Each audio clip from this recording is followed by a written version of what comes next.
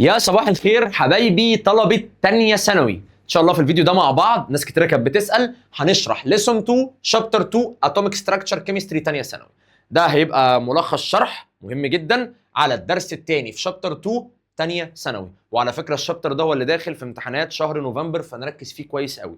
فده ملخص شرح الدرس الثاني اللي بيتكلم بقى عن بور وبيتكلم عن نظرية بور، وهنقفل برضو حته كده من رذرفورد، هناخد حته من رذرفورد وايه وهندي نظريه بور كلها والكوانتايزد انرجي ستيت والحاجات دي كلها هنتكلم فيها مع بعض. فده الدرس الثاني في شابتر 2 بيتكلم عن نظريه بور كامله. اتمنى ان انتوا تكونوا معاكم لازم الشرح بتاعتي تفتحوها وتتفرجوا معايا. طبعا ناس كتيره بتسال احنا موجودين في مناطق ايه. بصوا يا جماعه احنا شغالين سنتر لمرحله ثانيه ثانوي ماده الكيمستري في سنتر الراي رود الفرج منطقه شبرا مصر، سنتر اكاديميه الاوائل منطقه شبرا الخيمه اللي هو الفرع الجديد، اكاديميه الاوائل الفرع الجديد اللي هو في الشارع الجديد منطقه شبرا الخيمه. شغالين في سنتر سمارت الدقي لمنطقه الدقي، شغالين في سنتر هاني بير روكسي منطقه مصر الجديده، شغالين في سنتر اي ليرن حلوان لمنطقه حلوان. دي الاماكن اللي احنا متواجدين فيها سنتر. وكمان برضو موجودين اونلاين على منصه سنتر الراعي. طبعا الاونلاين تقدر تشتري من اي مكان من اي محافظه، تقدر تشتري الكود بتاعنا من وانت قاعد في بيتك عادي وما لازم بتوصل لك لحد البيت. طيب ازاي اقدر اشترك معاكم اونلاين؟ هتلاقوا ارقام التواصل موجوده في الكومنتس وموجوده في الديسكربشن.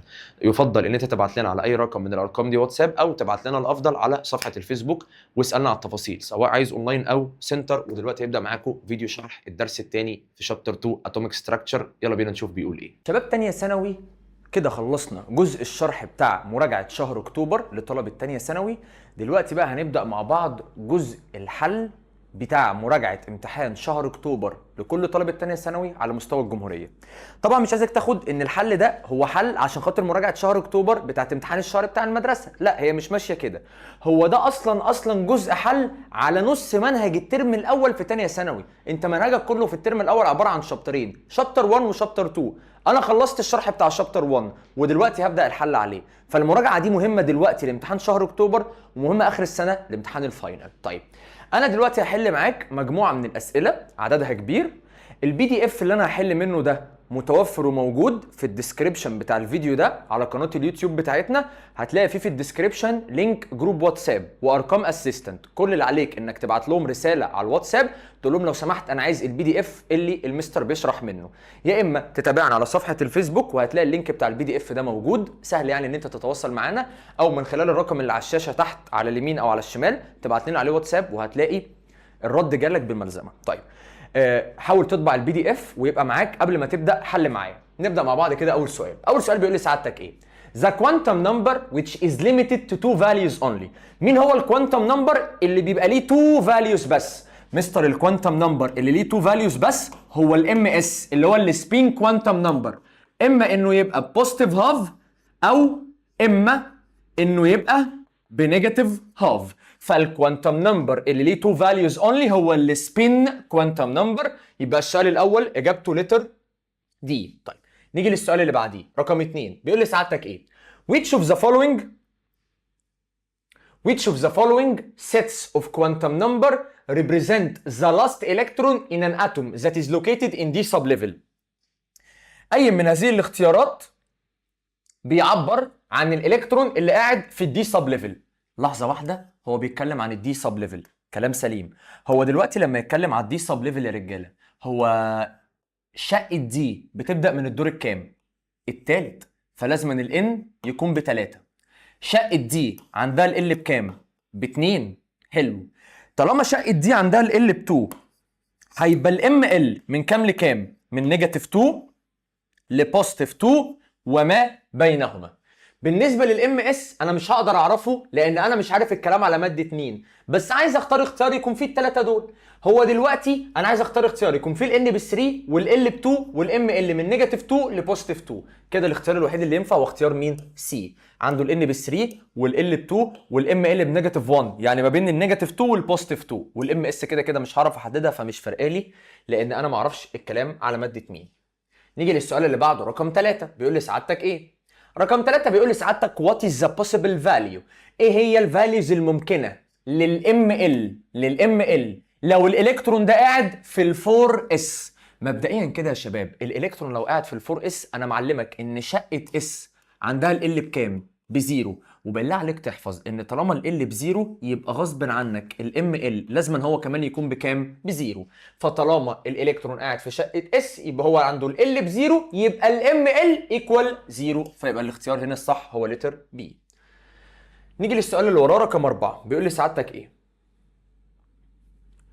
The electron with the following quantum number is located in. الالكترون اللي عنده الكوانتم نمبر دي. طيب مبدئيا الالكترون ده قاعد في الدور الثالث، عنده ال ب1 فهو قاعد في شقه بي. اكتر من كده مش هقدر احدد لان انا ما اعرفش عدد الالكترونز كام، بس انا عرفت ان هو في الدور الثالث شقه بي. فاول اختيار بيقول لي ان هو في السكند انرجي ليفل، يعني هو في الدور الثاني. غلط، مستر امير ده في الدور الثالث. تاني اختيار اللي هو سي يعني بيقول لك ان هو قاعد في الدي سب ليفل. غلط، دي واضحه زي الشمس، هو قاعد فين؟ في البي سب ليفل. فالسؤال زنقك انك توزع ماده الالومنيوم وماده السلفر وتشوف اخر الكترون عند كل واحده قاعد في الارقام دي ولا لا. اللي قاعد في الارقام دي يبقى هو الاختيار الصح. طيب مبدئيا كده الاجابه الصح هتبقى لتر دي. ليه؟ تعال اشرح لك وركز، دي اسئله هاي ليفل. السلفر رقمه 16، هنوزعه بالاغنيه بتاعتنا اس اس بس، وهنقف تقريبا عند البي. الاس بتبدا من 1 2 3، والبي بتبدا من اول رقم 2 وبعد كده كام؟ 3. حلو كده انا وزعت، سوري حددت دول. اوزع بقى الالكترونات، الاس بيشيل 2 وهنا 2 وهنا 6 وهنا 2. 2 و2 4، 4 و6 10، 10 و2 12. كده بقى كم ال 16؟ 4. هيقعدوا فين؟ في البي سب ليفل. مستر امير هو انت اللي يهمك اول الكترون ولا اخر الكترون؟ اي سؤال يساله في اللي تشوز اهم حاجه عندي، او الشغل كله على الالكترون اللي قاعد اخر واحد. انا شغلي كله على اخر الكترون، فانا هعلم هنا لان اكيد اخر الكترون قاعد هنا. حلو، هنا ده يعني قاعد في الدور الكام؟ هنا ده يا مستر يعني قاعد في الدور الثالث، هرسمها فوق، يعني ال n ايكوال 3. اخر الكترون ده قاعد في شقه بي، شقه بي دي عندها ال بكام؟ 1. طب عايز اعرف الاوضه بتاعته ونايم في انهي اتجاه. علشان تعرف لازم نرسم السب ليفلز. هو البي ده يا مستر كان بيشيل توتال 6 الكترونات، فكان عنده 3 اوض، فهرسم له ال3 اوض بالمنظر ده. ادي اوضه 2 3. حلو قوي الكلام ده. انا عايز اوسع بقى في ال3 اوض دول كام الكترون؟ 4. عشان اوزع ال4 في الاوض لسه مراجع لك في الشرح، بوزع الاول فردي. ادي 1 باصص لفوق، 2 3. طب والرابع هزوجه بقى، ادي 4. انا بقى المهم عندي الالكترون الاخراني اللي هو اللي باصص لتحت ده، هو ده اللي انا هشتغل عليه. فانا شغلي كله على الالكترون ده اللي قاعد هنا ده. حلو قوي. الالكترون ده بقى قاعد في الاوضه رقم كام؟ ثانيه واحده. الاوضه يا مستر اللي هي الام ال، وانت يا امير معلمني ان الام ال بتعتمد على ال. طالما ال ب1 هتبقى الام ال من نيجاتيف 1 لبوزيتيف 1 وما بينهما، يعني نيجاتيف 1 0 بوزيتيف 1. الالكترون الاخير اللي انا مهتم بيه قاعد في الاوضه اللي رقمها كام؟ نيجاتيف 1.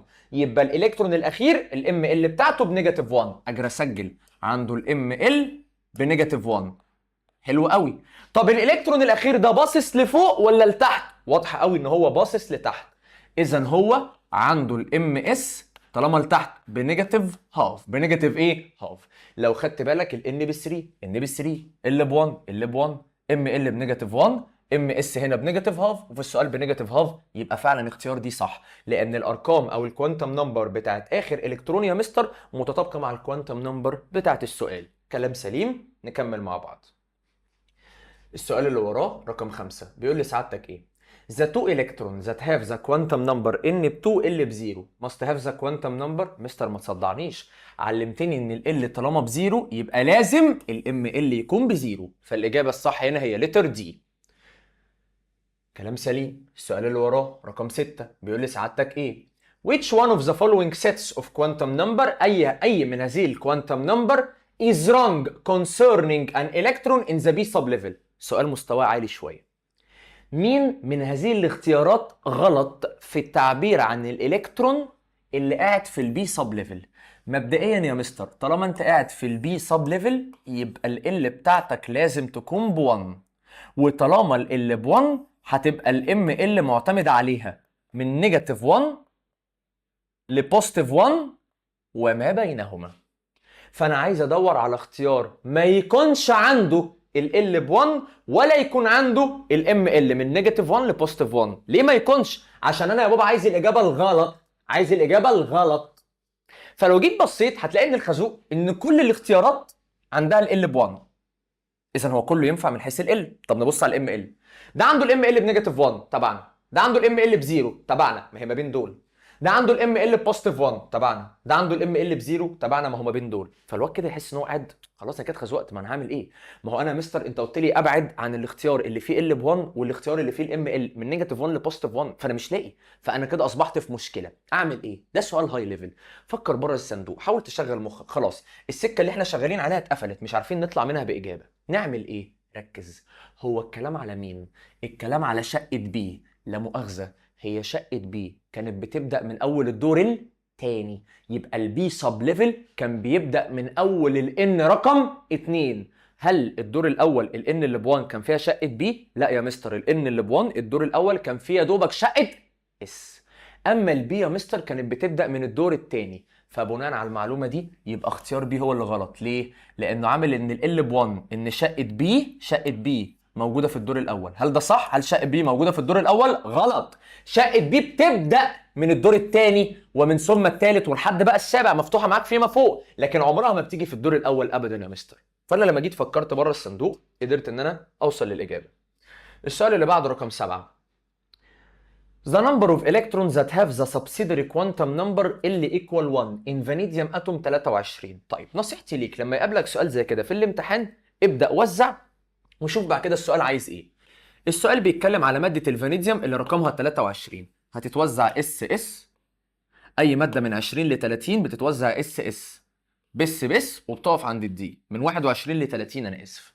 اس اي ماده رقمها من 21 ل 30 بتاخد الاغنيه اس بس وبتقف عند الدي. الاس بيبدا من رقم 1 2 3 4، والبي بيبدا من رقم 2 وبعد كده 3، والدي بيبدا من رقم 3. كلام سليم. الاس هنا شايله 2 ودي هنا 2 ودي هنا 6 2 6 2 و3. مش مصدقني؟ يلا نعد. 2 و2 4 4 و6 10 10 و2 12 12 و6 18 18 و2 20 20 و3 23. يبقى انا وزعت مظبوط. بعد بقى ما اجي اوزع ابتدي بقى اشوف الكلام على ايه. السؤال بيقول لك كم عدد الالكترون اللي عندهم السبسيدري كوانتم نمبر اللي ب1. يعني بالبلدي كده في كام الكترون قاعد في شقه بي. ما هو معنى ان ال ب1 يبقى انت في شقه بي. هو عايز يعرف كم عدد الالكترونات اللي بتسكن في السب ليفل بي. ادي اول بي شايله 6 الكترونات، وادي البي الثانيه شايله 6 الكترونات. يبقى مجموع الالكترونات اللي بتسكن في البي سب ليفل 6 و6، يبقى التوتال 12. فتبقى الاجابه هي لتر بي. حلو قوي. نيجي للسؤال اللي وراه رقم 8. بيقول لي سعادتك ايه؟ The number of sub-level that are occupied with electron. عدد السب ليفلز، عدد الشقق. سب ليفل يعني شقه، اوربيتال يعني اوضه في اللغه بتاعتنا. عدد السب ليفل المكتمله، او بلاش انا اسف مش المكتمله، الاوكيوبايد المشغوله بالالكترون. عايز يعرف عدد السب ليفل المشغوله بالالكترون لماده الاتوميك نمبر بتاعها 26. انا مش عارف مين الماده دي فهعتبر ان هي اكس ورقمها 26، والمستر علمني لما يديني رقم للالكترونز اوزع الاول ويحلها ربنا. فال 26 هيتوزعوا اس اس بس وهيقفوا عند الدي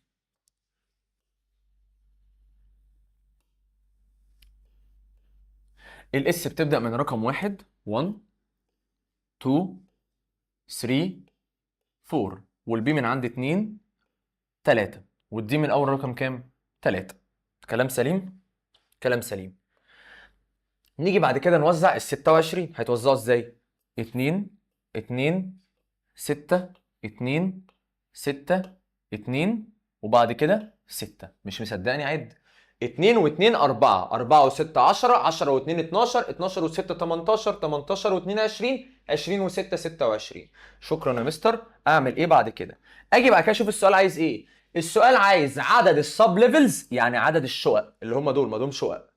الاوكيوبايد. يعني كلمه اوكيوبايد يعني مليان؟ لا. occupied يعني مشغول، يعني عنده. عايز عدد الشقق اللي عندها الكترونات. فالراجل بيقول لك طب لا مؤاخذه، طب ما هي كل الشقق عندها الكترونات. ايوه، ما انت هتعد كله. بس انت بقى عبيط، انت ممكن تكون خدت بالك ان occupied يعني مليانه. فانت لو حسبت على ان هي المليانه، انت عندك الشقه دي مليانه ودي مليانه ودي مليانه ودي ودي ودي ما عدا الاخيره. فانت لو عديت المليان هيطلعوا 6، فيعني تختار 6 وتبقى الاجابه غلط، لان occupied مش معناها مليان، occupied معناها مشغول.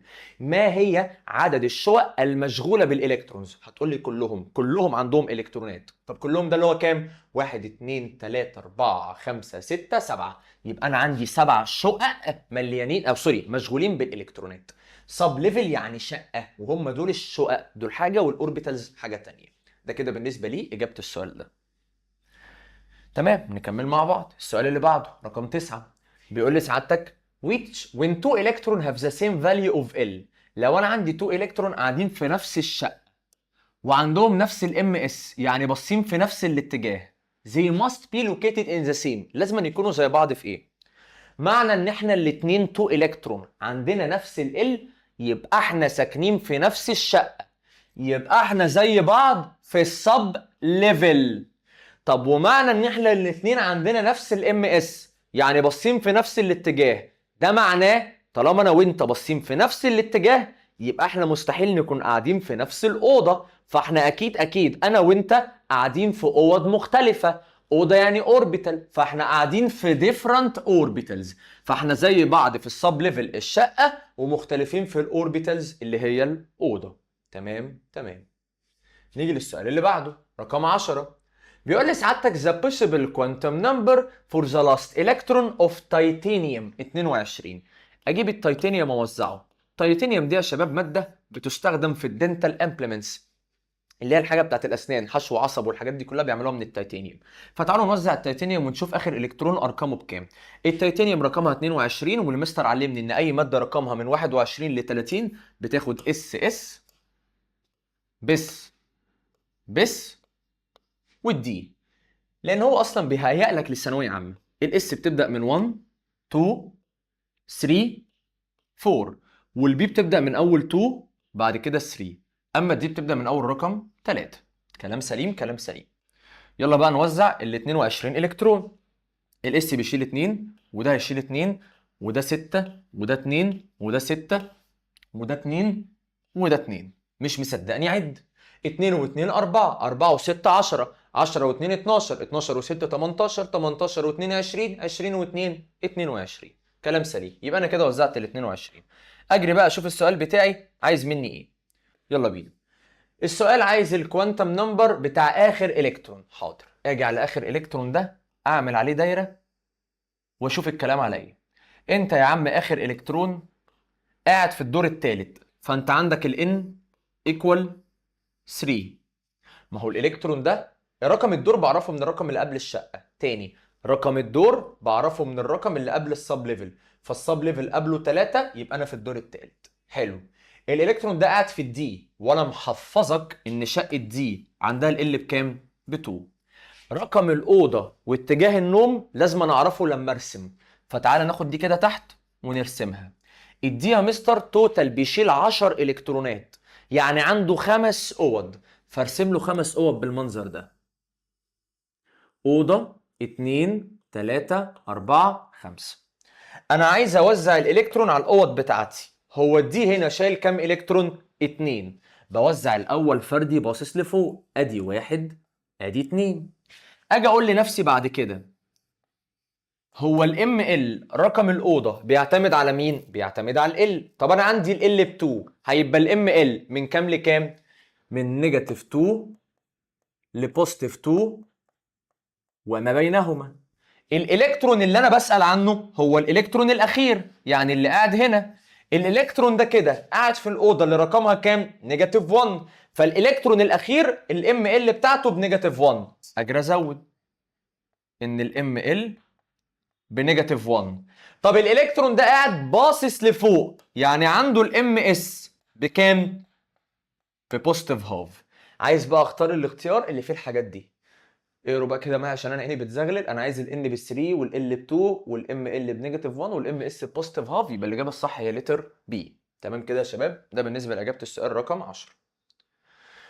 نكمل مع بعض. السؤال اللي بعديه رقم 11 بيقول لي سعادتك ايه؟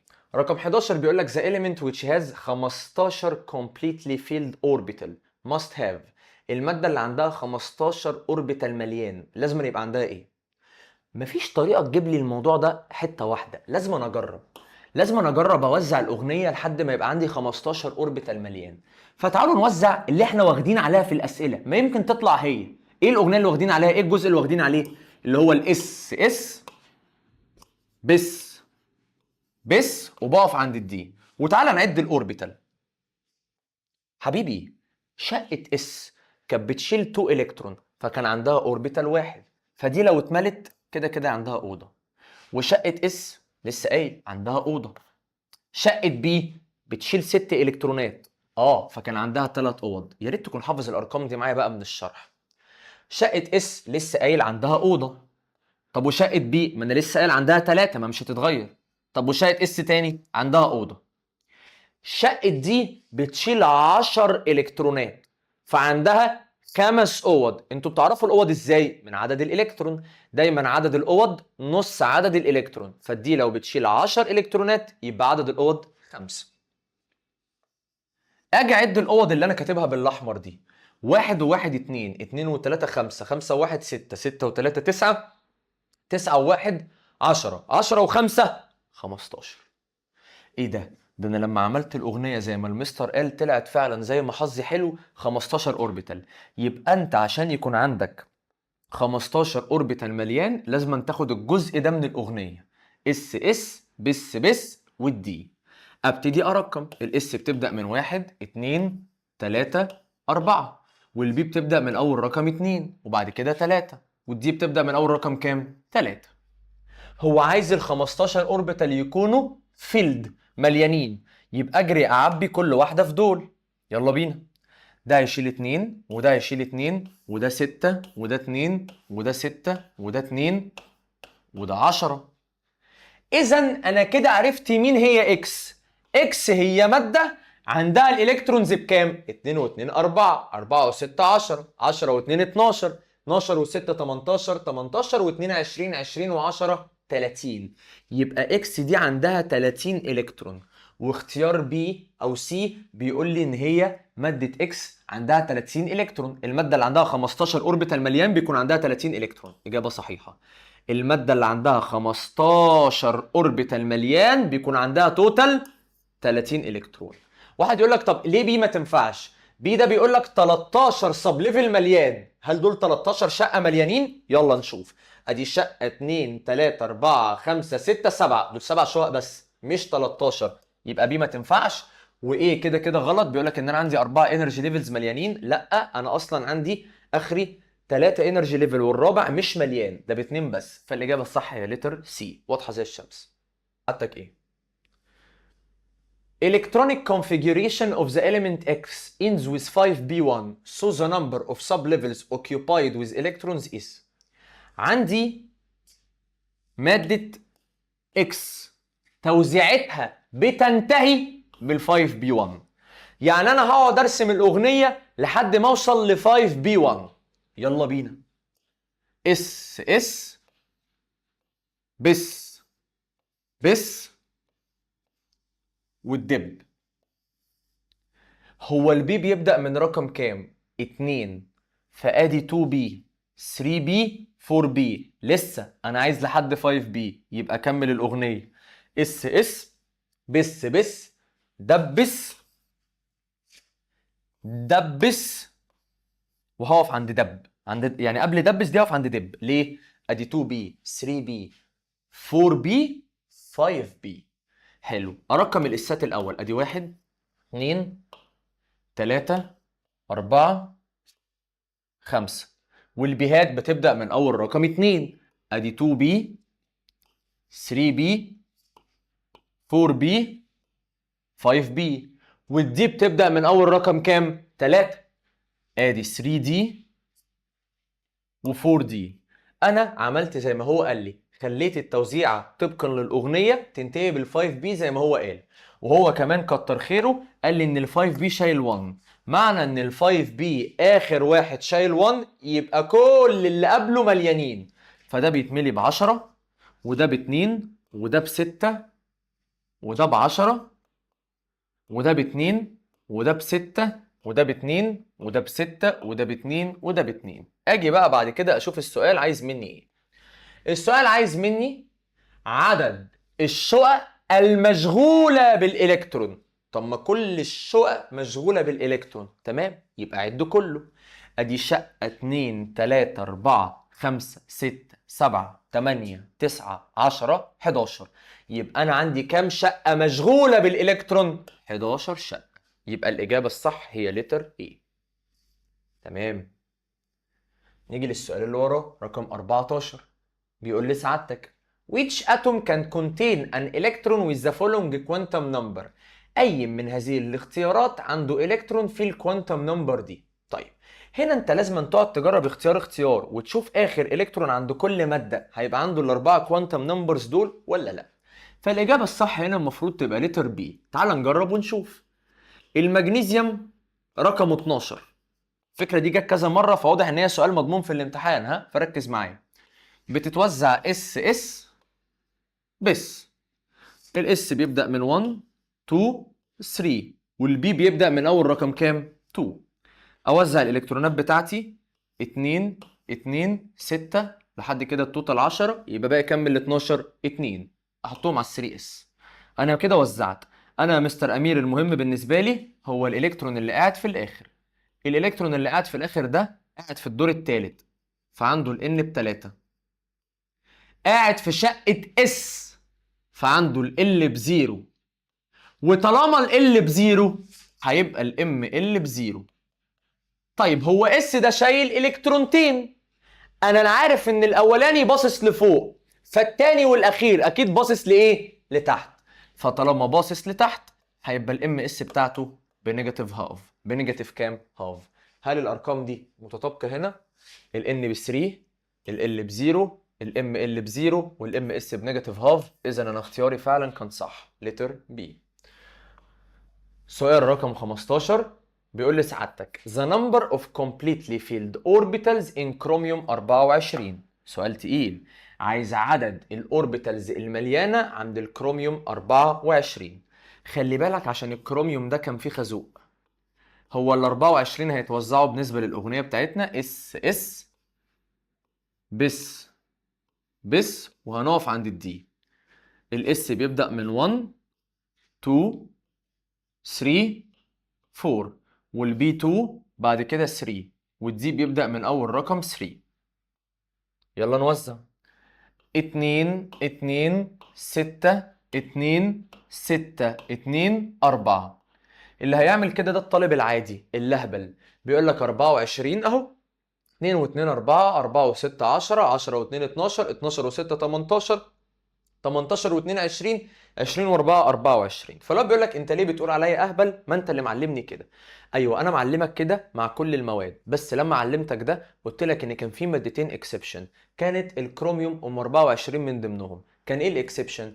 الاكسبشن ده ان انا كنت بشيل الكترونيه من الاس وبوديها للدي. فالاس بدل ما كان بيبقى شايل 2 لا كان بيبقى شايل 1. والدي بدل ما كان شايل 4 لا كان بيبقى شايل كام؟ ما انا بديله واحده فكان بيبقى شايل 5. فده الاكسبشن الوحيد ان الاس بيشيل 1 بدل 2 والدي بيشيل 5 بدل 4. فانت لو عملت الاكسبشن ده وخدت بالك منه نجحت. ما عملتش الاكسبشن ده ما تجيش تسال نفسك انت ليه غلطت في السؤال ده، عشان انت بتبقى طالع فاكر نفسك مقفل. لا خلي بالك دي اكسبشن. هو بقى عايز ايه؟ عايز عدد الاوربيتالز المليانه. هو لا مؤاخذه اوربيتالز ده يعني هيد الشقق؟ لا مستر دول شقق اسمهم سب ليفل. انا عايز اوربيتالز يعني الاوض اللي جوه الشقق. حلو يلا نعد. شقه اس عندها اوضه وطالما شقه اس مليانه يبقى الاوضه مليانه. دي شقه اس مليانه وعندها اوضه يبقى دي اوضه تانية مليانه. هنا بي شقه بي عندها 3 اوض وطالما شقه بي كلها مليانه يبقى ال3 اوض كلهم مليانين. ما طالما الشقه مليانه يبقى الاوض مليانه. شقه اس مليانه ودي لسه قايل عندها اوضه. شقه بي مليانه ودي لسه قايل عندها 3 اوض. هل هنا لا مؤاخذه شقه اس مليانه؟ لا يبقى اذا هي ما عندهاش اوض مليانه. يبقى هنا مفيش. شقه دي بتتملي ب10. هنا هي شايله 5 بس. هي بتتملي ب10 يعني عندها 5 اوض. وعندها 5 الكترونات، يبقى كل اوضه فيها الكترون. هل كده هنا دي عندها اي اوضه مليانه؟ برضو لا. يبقى كده عدد الاوض المليانه 1 و1 2، 2 و3 5، 5 و1 6، 6 و3 9. يبقى الاجابه الصح هنا هي لتر دي. ده كده بالنسبه لاجابه السؤال رقم 15. نكمل مع بعض سؤال رقم 16. بيقول لك if the last electron of element X has the quantum number كذا، so the last electron of element Y that follow X will have the quantum number. هو يعني ايه Y بيفولو X؟ معنى ان انا بفولو U يبقى انا جاي بعدك، يبقى Y جاي بعد X. طب هو لا مؤاخذة X في الدور الثالث، ما هو قال ان دي ارقام X، معنى ان X في الدور الثالث وY بعد X، يبقى Y ده في الدور الايه؟ الرابع. فانا عايز اختار اختيار يكون ال N فيه ب4، فبي ينفع ودي ينفع. هختار انا دي. ليه؟ لان انا اكيد لما اجي اخش على الدور الرابع مش هخش على شقه دي، لازم الاول اخش على شقه مين؟ بي. ده بعد يعني ما اكون دخلت على شقه اس. فاهمين قصدي ازاي؟ لان ده هنا عنده ال ب2، فما ينفعش ده يكون عنده ال ب2 زيه، فهتبقى الاجابه دي ال ب1. هخش على الشقه اللي بعدها. تمام. 17 بيقول لك which of the following represent the correct configuration of nickel positive 228. مبدئيا كده احب الطلبه اللي فاكره، انا علمتك ان الماده لما تكون باور بوزيتيف 2 ده معناها ان الماده خسرانه الكترون. الماده ايه؟ خسرانه الكترون. فمعنى ان انت بوزيتيف 2 يبقى الماده خسرانه الكترونات. طيب خسرانه كام الكترون؟ ما هي بوزيتيف 2 يبقى خسرانه 2. اعمل انا ايه؟ اعمل زي ما انا هقول لك دلوقتي.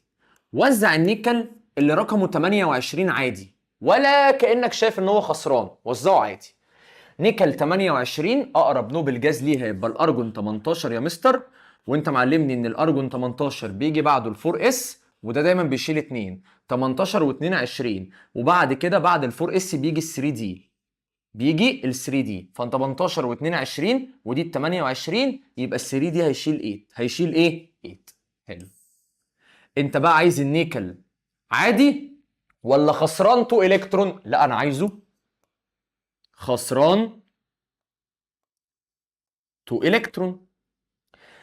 انا عشان اخلي لك النيكل ده خسران 2 الكترون، فده معناه ان انت عايز النيكل باور بوزيتيف 2. مظبوط.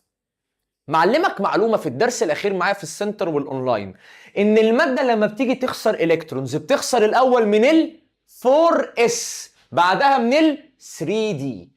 فانا هخسر الاول من ال 4 اس. هل في حاجه هتتبقى في ال 4 اس؟ لا، فهيبقى بزيرو.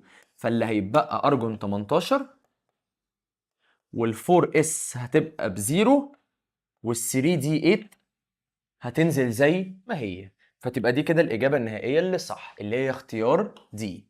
شكرا، فهمتك يا مستر. السؤال اللي وراه 18 بيقول لي سعادتك ايه؟ What is the number of unpaired electron؟ ما هو عدد الامبيرد الكترون في الكبر اتوم والكبر اي اين والكبر دبل اي اين؟ ايه حوار الكبر اي اين والدبل اي اين؟ كلمة كبر اي اين يعني كبر بوزيتيف 1، يعني كبر خسران الكترونية.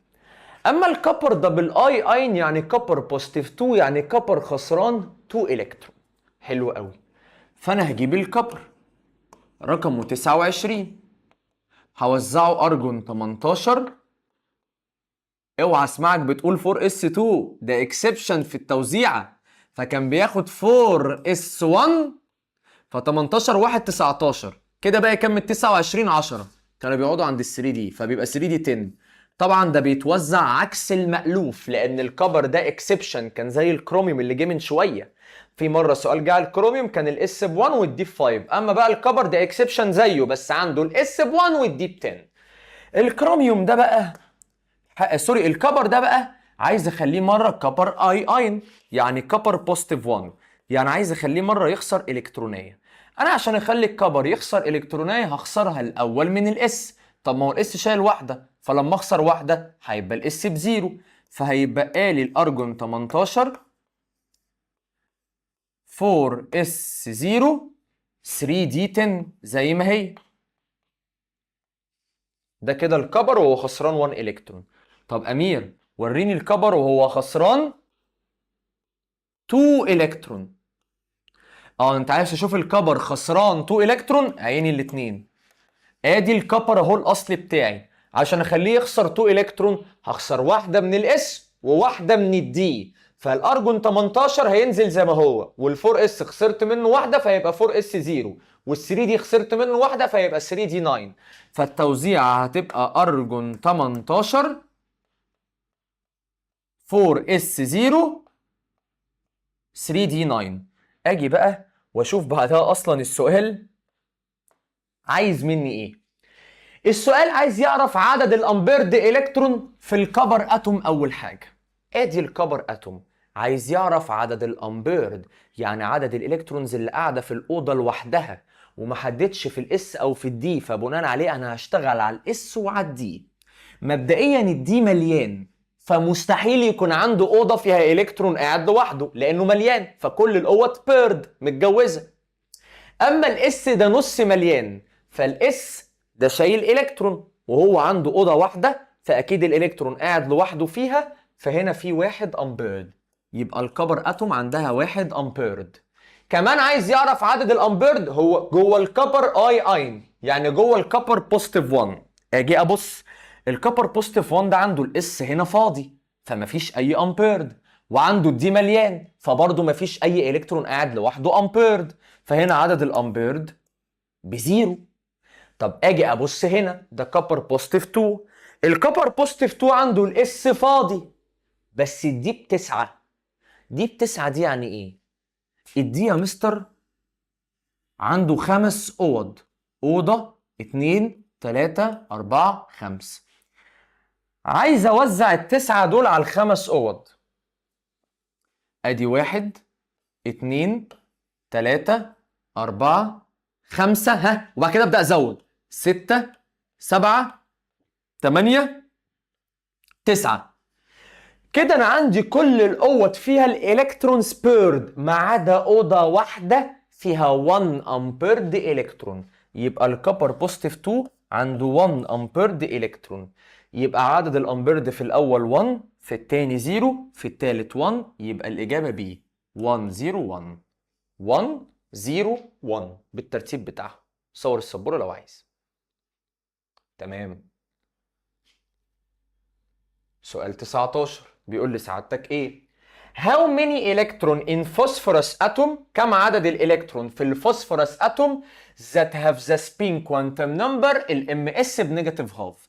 اجيب الفوسفورس ده رقمه 15، بيتوزع اس اس بس وهيقف عند البي. الاس بتبدا من 1 2 3 والبي بتبدا من اول 2 وبعدها 3. اوزع بعد كده الكتروناتي 2 2 6 2 2 و2 4 4 و6 10 10 و2 12، كده بقى من ال 15 3 يتحطوا على البي. هو بيسالني عن الكوانتم نمبر، عن الالكترون اللي عندها الام اس بنيجاتيف هاف. ركز بقى عشان السؤال ده حلو. يعني ايه الالكترونز اللي عندها الام اس بنيجاتيف هاف؟ يعني عايز يعرف عدد الالكترونز اللي عندها الام اس بنيجاتيف هاف. يا سلام، ايوه. يعني ايه برضه؟ يعني عايز يعرف عدد الالكترونز اللي باصه لتحت. ما هو معنى ان انا الام اس بتاعتي بنيجاتيف هاف يبقى انا عايز اعرف عدد الالكترونز اللي باصه لتحت. اعرفها ازاي؟ اول حاجه الاس مليان، عنده 2 الكترون، فاكيد في واحده باصه لفوق وواحده باصه لتحت، يبقى ده عنده واحده باصه لتحت. وهنا الاس مليان، فاكيد عنده واحده باصه لفوق وواحده باصه لتحت، يبقى ده عنده واحده. البي بقى هنا مليان، عنده 6 بيتوزعوا على 3 اوض، 3 باصين لفوق و3 باصين لتحت، يبقى هنا في 3. والاس هنا مليان، واحده لفوق وواحده لتحت، يبقى هنا في 1. هنا المؤاخذه البي مليان ولا شايل 3؟ لا، شايل 3. طب هو البي ده كان توتال بيتملي بكام؟ 6، فكان عنده كام اوضه؟ 3. فلو جيت رسمت الثلاث اوض بتوعه، اوضه 2 3، انا هوزع على الاوضه الثلاث اوض دول كام الكترون؟ 3. ادي 1 2 3. هل لا مؤاخذه لما جيت وزعت دول هل في اي حاجه باصه لتحت؟ لا، يبقى ال 3 بي 3 ده ما عندوش اي الكترون باصص لتحت، فكده مجموع عدد الالكترونز اللي باصه لتحت اللي عندها الام اس بنيجاتيف هاف 1 و1 2 2 و3 5 5 و1 يبقى التوتال 6. فالاجابه الصح تبقى لتر بي. السؤال اللي وراه رقم 20 بيقول لسعادتك ايه؟ رقم 20 بيقول لسعادتك The following postulate. ايوه بقى اخش عليها في الاسئله النظري عشان انا زهقت الصراحه، الكوانتم نمبر قرف اللي خلفونا. هذه الافتراضات تتفق مع تومسون ما عدا. كل هذه الاختيارات تتفق مع تومسون ما عدا. اقرا معايا. اول حاجه بيقول لك الالكترونز ار نيجاتيفلي تشارجد. ايوه تومسون قال ان الالكترونات نيجاتيفلي تشارجد، ده هو المكتشف بتاعها اصلا. هو عايز نختار الاختيار الاكسبت الذي لا يتفق. بي الكترونز روتيت اراوند ذا نيوكليوس. للامانه انا ما شفتش تومسون قال في حاجه ان الالكترونز بتلف حوالين النيوكليوس. انا اللي اعرفه ان تومسون قال ان الالكترونز امبيدد ان ذا اتوم، قال ان الالكترونات النيجاتيف منتشره في الاتوم.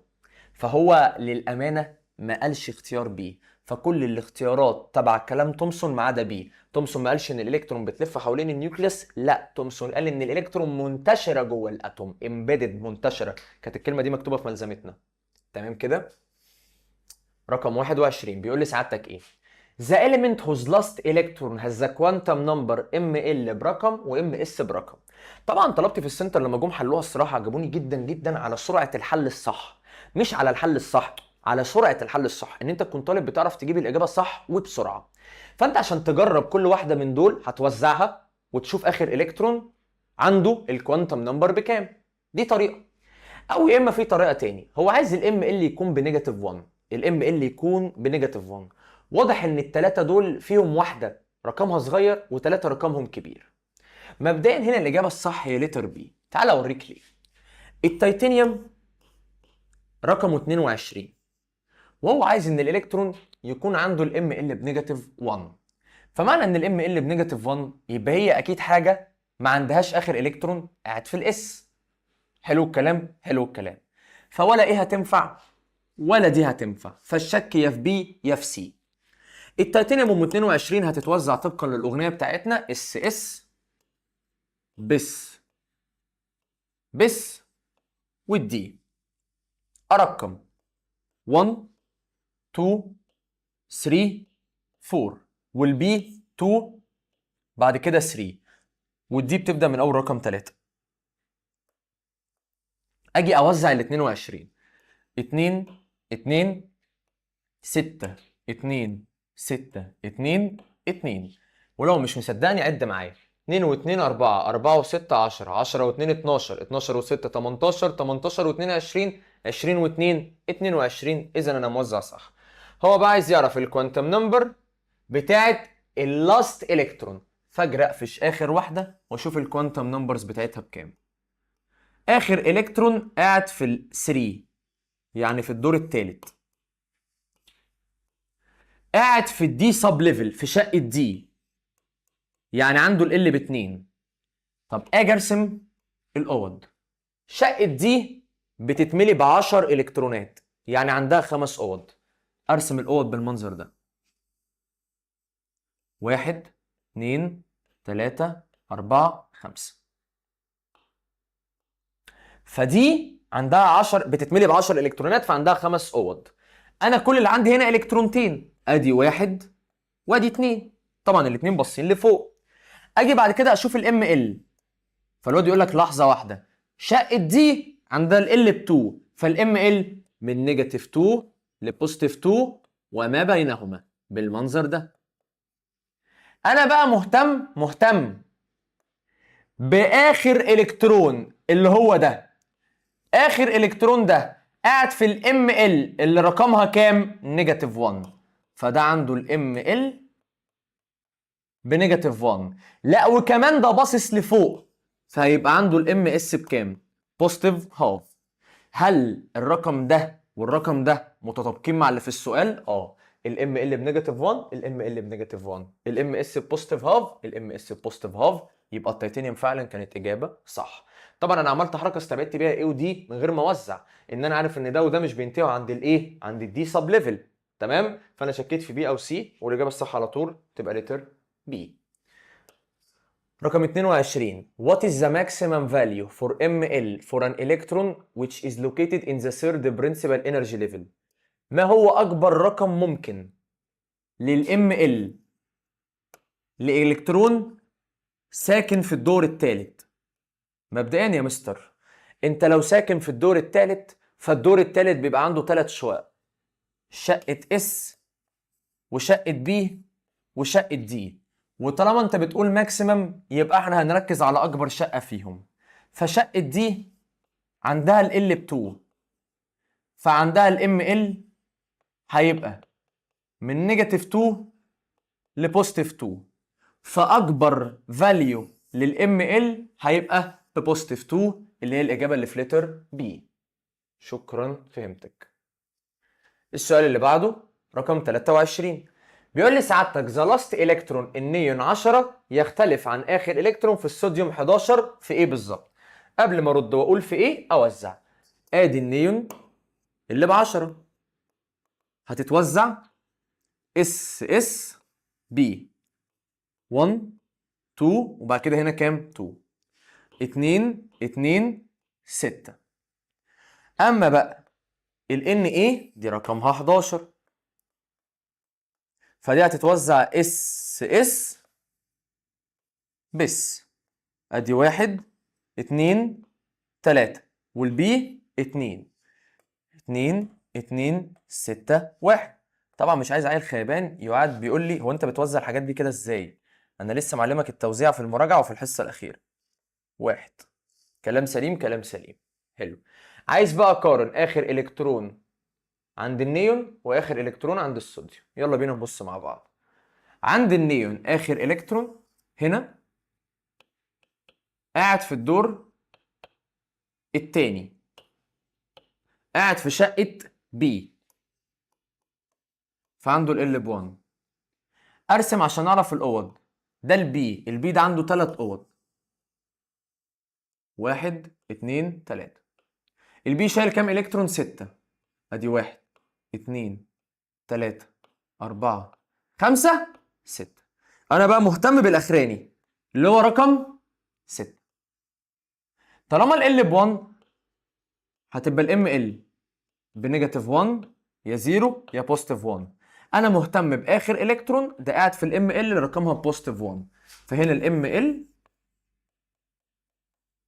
ببوزيتيف 1 والالكترون ده قاعد باصص لتحت فاكيد عنده الام اس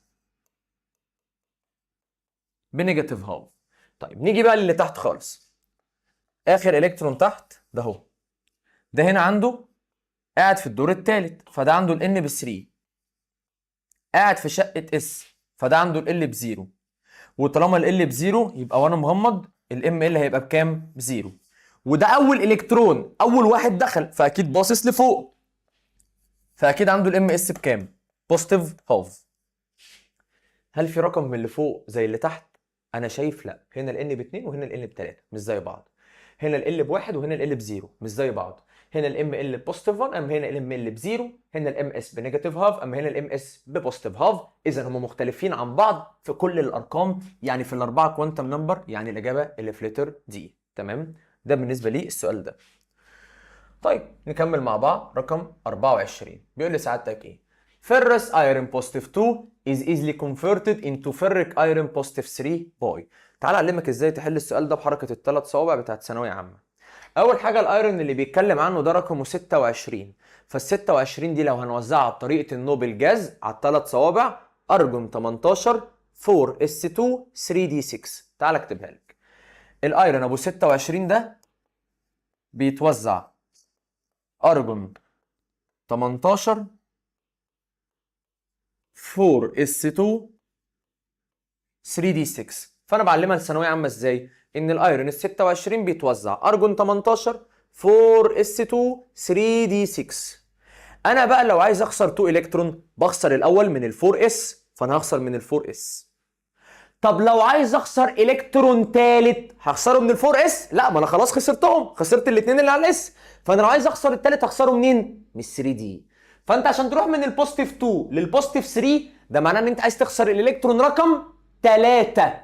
طب ما انت اول اتنين خسرتهم من ال 4s، يبقى الثالث الزياده هتخسره منين؟ من ال 3d. برافو عليك.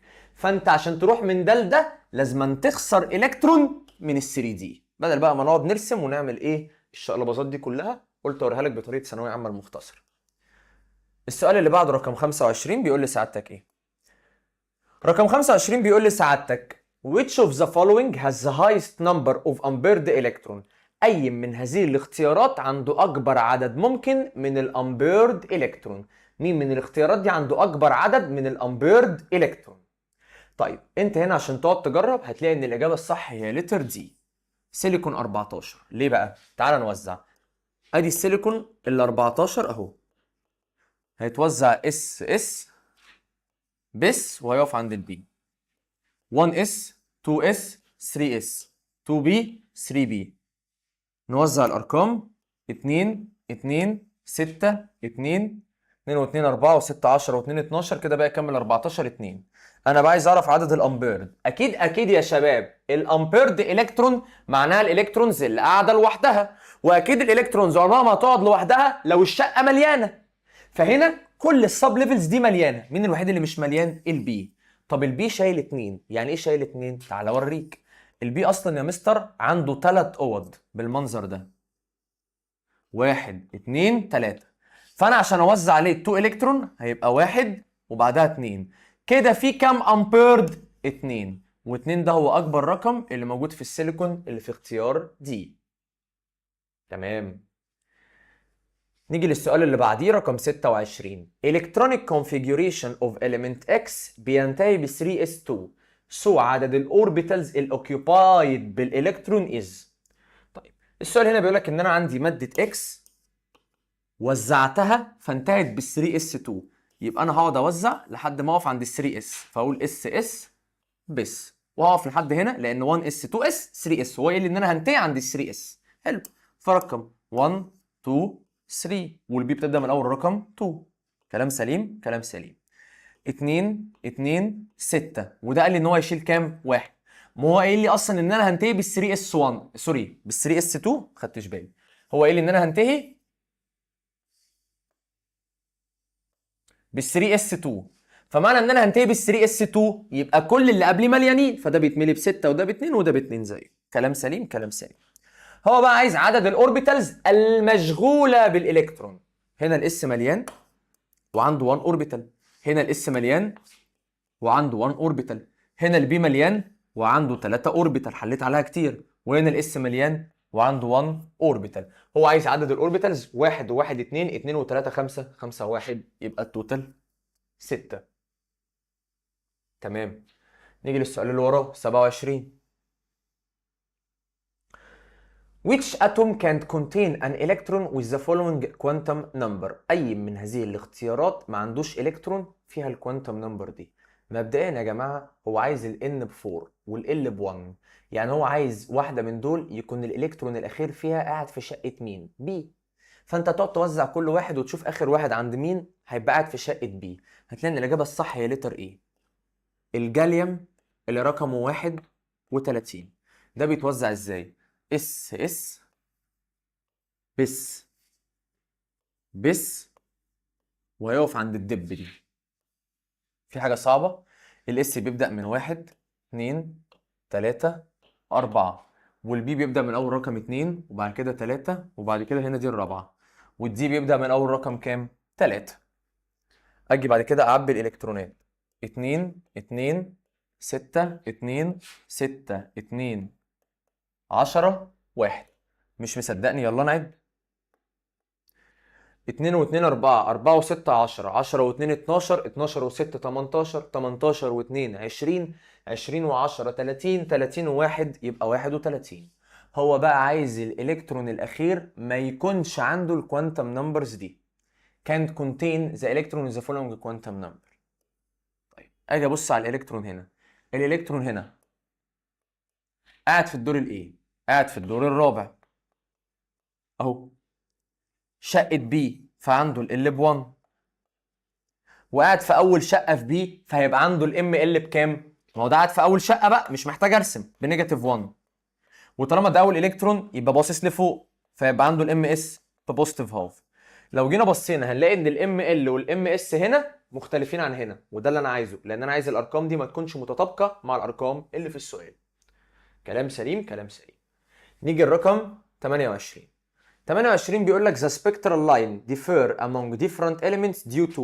هي ليه السبكترال لاينز بتختلف من ماده للتانيه؟ علمتك ان السبكترال لاينز بتختلف من ماده للتانيه بسبب اختلاف عدد الالكترونز، اللي هو يعني كنت بسميه الاختلاف في الاتوميك نمبر، لان عدد الالكترونز هو الاتوميك نمبر. فمفيش ماده عندها السبكترال لاينز بتاعت ماده تاني، لان عدد الالكترونز بيختلف من ماده لماده، اللي هو يعني الاتوميك نمبر بيختلف من ماده لماده.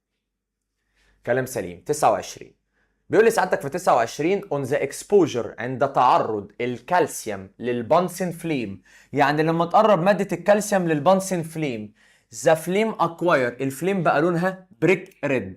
ده بسبب ايه؟ حبيبي انا قلت لك ان المادة لما بتتعرض ل high temperature او low pressure، ده معناه ان انت بتقول للمادة خدي انرجي. فالمادة لما بتاخد انرجي الالكترون بتاعها هو كمان بيكتسب انرجي، فبيطلع من المستوى اللي هو فيه لمستوى اعلى، فبيكون اكسايتد. حلو. لما الالكترون بيقعد في مستوى اعلى وبيكون اكسايتد، مين اللي مش راضي عنه؟ الاتوم بتكون او النيوكليس بتكون انستيبل، فبتجبر ان الالكترون ده يرجع تاني لمستواه الاصلي. الالكترون بقى وهو راجع من المستوى العالي اللي طلعه للمستوى الاصلي بتاعه، بيرجع الانرجي اللي اخدها في شكل ايه؟ سبكترال لاينز، في شكل الوان. فمعنى ان ظهر لون بريك ريد، لون احمر طوبي، ظهر لون يعني ده معناه ان الالكترون طالع ولا راجع لمستواه الاصلي؟ راجع لمستواه الاصلي. ظهور الالوان معناه ان الالكترون is returning to its original energy level، يعني راجع للمستوى الاصلي بتاعه. رقم 30 بتقول لي سعادتك ايه؟ رقم 30 بتقول لي سعادتك in which case the energy released from the transition of the electron is the greatest. اي من هذه الاختيارات خروج الانرجي بيبقى اكبر حاجه. طبعا الانرجي اللي بتخرج بتبقى كبيره جدا لما الفرق يكون كبير. فعندك اختيار ايه الفرق ما بين الخامس والثالث؟ 2. اختيار بي الفرق ما بين الثالث والثاني 1.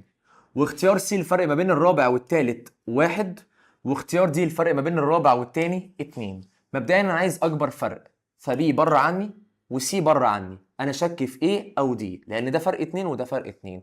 بس انا كنت رابط لك الكلام ده بقصه، ان دايما اي شاب في بدايه الجواز بتاعته بتبقى الدنيا صعبه، يعني دايما التنقل من المستوى الاول للمستوى الثاني بيكون صعب، فدايما الفرق ما بين المستوى الاول والمستوى الثاني كبير جدا. من بعد كده الفروقات بتقل، فاكيد الفرق ما بين الرابع والثاني اكبر من الفرق ما بين الخامس والثالث. فالاجابه الاكبر او اللي هتطلع كميه اكتر هي لتر دي. يبقى كده اجابه السؤال رقم 30 هي لتر دي. نكمل مع بعض ونشوف باقي الاسئله بتقول ايه. طيب نكمل كده حل مع بعضينا. رقم 31 بيقول لي سعادتك ايه هنا في رقم 31؟ The maximum number of electron، اكبر عدد من الالكترون in an atom that have the following quantum number N+3 و L+2. عايز يعرف اكبر عدد من الالكترون ليه اتوم عندها ال N ب3 يعني قاعده في الدور الثالث، وال L+2 يعني قاعده في شقه دي. سؤال عبيط جدا. هو اعلى عدد من الالكترون بيقعد في شقه دي كام؟ 10 الكترون. شكرا. السؤال اللي وراه من اول هنا مستوى الاسئله هيبتدي ايه؟ يبقى سهل شويه، فمش هتاخد معانا وقت باذن الله. انا عارف ان انت تعبت، بس عشان خاطري انا جايب لك كل الاسئله. المراجعه دي مش هيطلع براها سؤال، يعني باذن الله الامتحان من المراجعه دي، فركز معايا. بيقول لك بور was able to describe، بور كان قادر على ان هو ايه؟ يقول ايه؟ بور كان قادر على ايه؟ بصوا يا جماعه، بور ده هو اللي شرح لنا فكره الكوانتم، وازاي الالكترون بيتنقل من مستوى للتاني، وفرق المستويات ما بين انرجي ليفل والتاني. فبور كان قادر على انه يشرح الفرق في الانرجي ما بين الانرجي ليفلز، يعني كان قادر على انه يوصف فرق الانرجي ما بين الانرجي ليفلز وبعضها. القصه بتاعتنا في الشرح في السنتر والاونلاين من شبرا لمصر الجديده، الكوانتم والقصه دي كلها. تمام. رقم 33 The concept of quantum can be proven by the. فكره الكوانتم مين اللي اثبتها؟ اللي شرح فكره الكوانتم كان بور، بس بور لما شرح فكره الكوانتم والسبكترال لاينز والكلام ده كله شرح الكلام ده على ماده الهيدروجين فقط. ففكره الكوانتم تم اثباتها عن طريق سبكترال لاينز ماده الهيدروجين فقط. لما قلت لك ان هم قالوا ان مميزات بور انه شرح سبكترال لاينز الهيدروجين، ومن عيوب بور انه شرح سبكترال لاينز الهيدروجين بس. فطبعا زي ما انت فاهم الدنيا يوم ليك ويوم عليك بقى.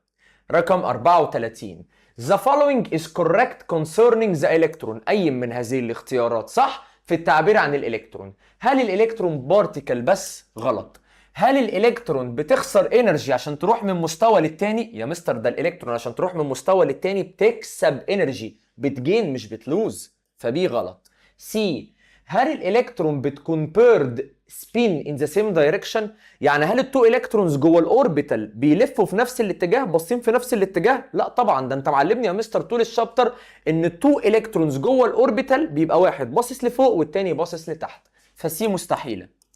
طيب ايه الاجابه الصح؟ ان الالكترون زي ما انا معلمك عنده دوال نيتشر، طبيعه مزدوجه، يعني بوشين، بيشتغل بارتيكل وبيشتغل ويف. الكلام ده طبقا لنظريه دي برولي، نظريه الدوال نيتشر تحت فكره المودرن اتوميك ثيوري، نظريه الاتوم الحديثه.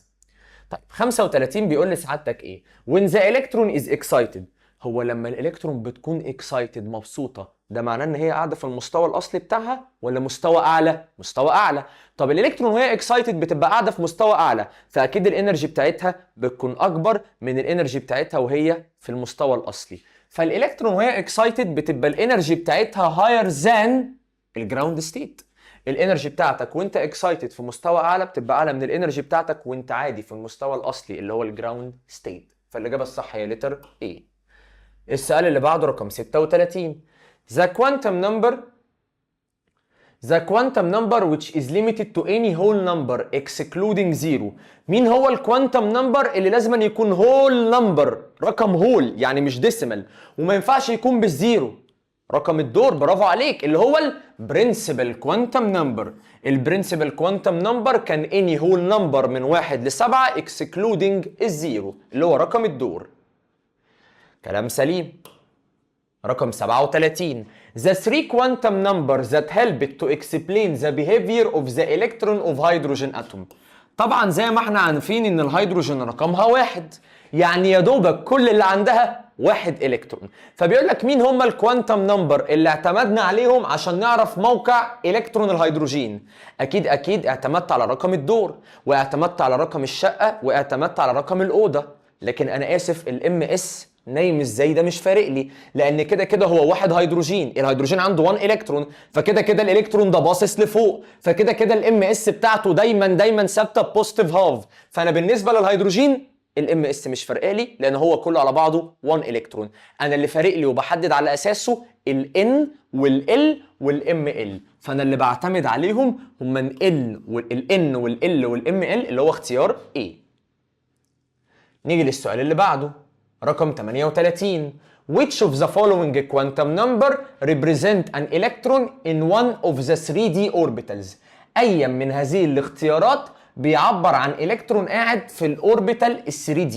طيب مبدئيا كده، معنى إن أنت قاعد في ال 3D يبقى أنت قاعد في الدور الثالث، ومعنى إن أنت قاعد في الدي يبقى أنت عندك ال L2، وطالما ال L2 أنا بستنتج منها ال ML لازم يبقى من نيجاتيف 2 لبوزيتيف 2 وما بينهما. كلام سليم، كلام سليم. عايز بقى اختار اختيار يكون فيه الثلاثه دول. مبدئيا كده يا جماعه كلهم عندهم ال ب 3، طب مين اللي عنده ال ب 2؟ عندك سي ينفع وبي ينفع. طيب سي ال ب 2 والام ال بنيجاتيف 1، طب ما الام ال بنيجاتيف 1 دي انا ما بين النيجاتيف 2 وبوزيتيف 2، يبقى دي تنفع. لكن بي ما ينفعش لان ال ب 2 والام ال بنيجاتيف 3 وانا اخري نيجاتيف كام؟ 2، ما ينفعش ابقى نيجاتيف 3. كلام سليم. نيجي للسؤال اللي وراه رقم 39. بيقول لك لما الان يبقى ب3 والال ب1 الفاليو بتاع الام ال از. حبيبي طالما الان ب3 والال ب1، طالما عامه ال ب1 يبقى الام ال من كام لكام؟ من نيجاتيف 1 لبوزيتيف 1 وما بينهما. فطالما ال ب1 يبقى الام ال من نيجاتيف 1 لبوزيتيف 1. الرقم الوحيد اللي ينفع هو لتر A لانه بنيجاتيف 1 اصلا، فده ما بين النيجاتيف 1 والبوزيتيف 1 يعني ما بينهما، لكن باقي الاختيارات ما تنفعش. كلام سليم. السؤال اللي بعده رقم 40. Which of the following is filled with the greatest number of electron؟ أي من هذه الاختيارات بيتعبى بأكبر عدد من الإلكترون؟ 2B sub level، شقة B بتشيل 6. Second energy level، السكند energy level ده يعني الدور الثاني، والدور الثاني ده كان بيبقى فيه شقة S وشقة B. شقة S بتتعبى ب2 وشقة B بتتعبى ب6، يبقى الدور الثاني كله بيشيل 8، يبقى اختيار C بيشيل 8. بي 1 of 4 f orbital. سامع ايه العبيط ده بيشيل 14؟ يهبل يا اللي بتقول ان ده بيشيل 14 غلط. هو الاف فعلا بيشيل 14، بس هو هنا هل هو هنا قال لك 4 اف بس؟ قال لك لا 1 of orbitals ال 4 اف، يعني احدى اوض الاف. هي كده كده الاوضه في اي شقه سواء اس او بي او دي او اف دايما الاوضه بتشيل كام؟ 2.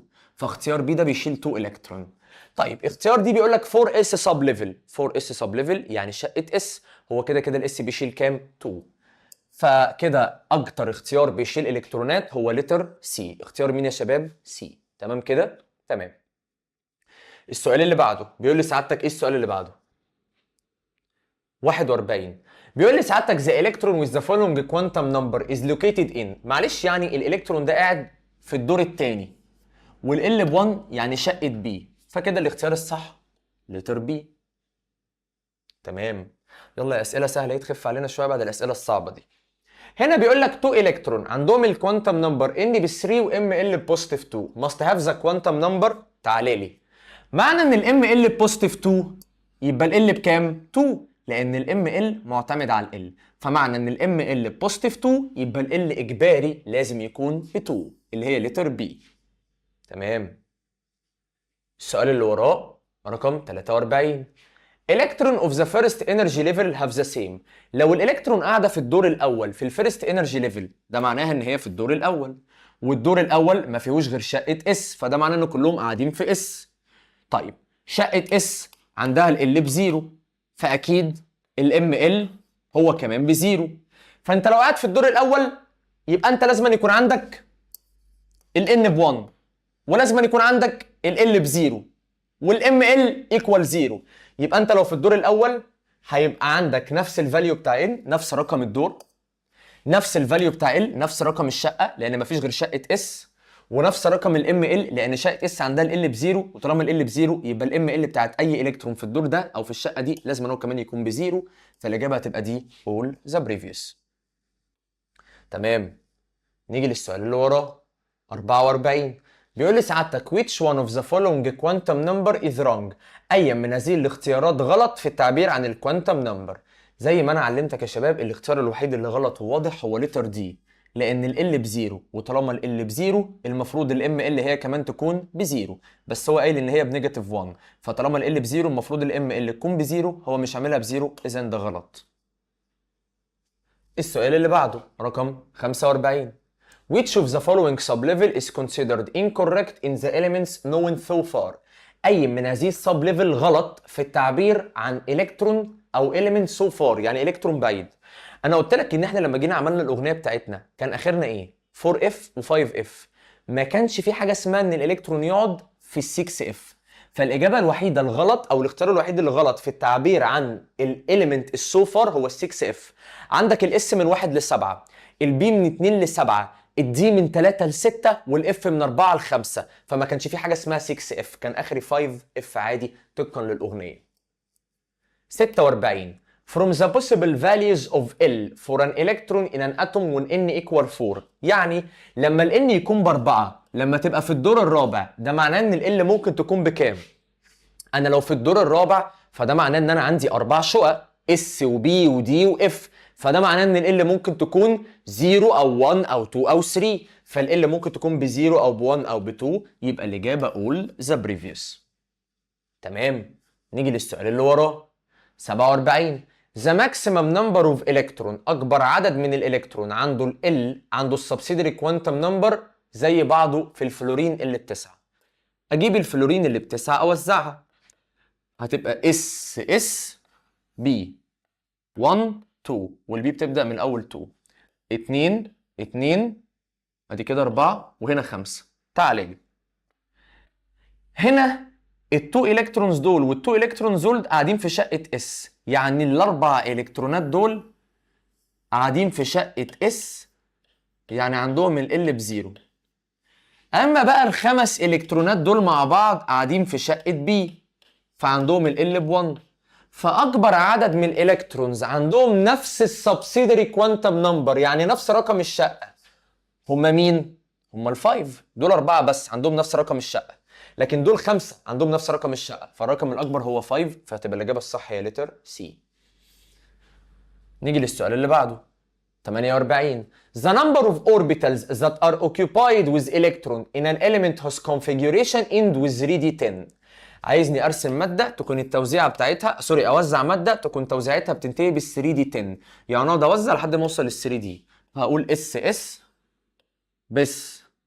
بس وهقف عند الدي. 1s 2s 3s 4s 2b 3b والدي بيبدا من اول رقم كام؟ 3.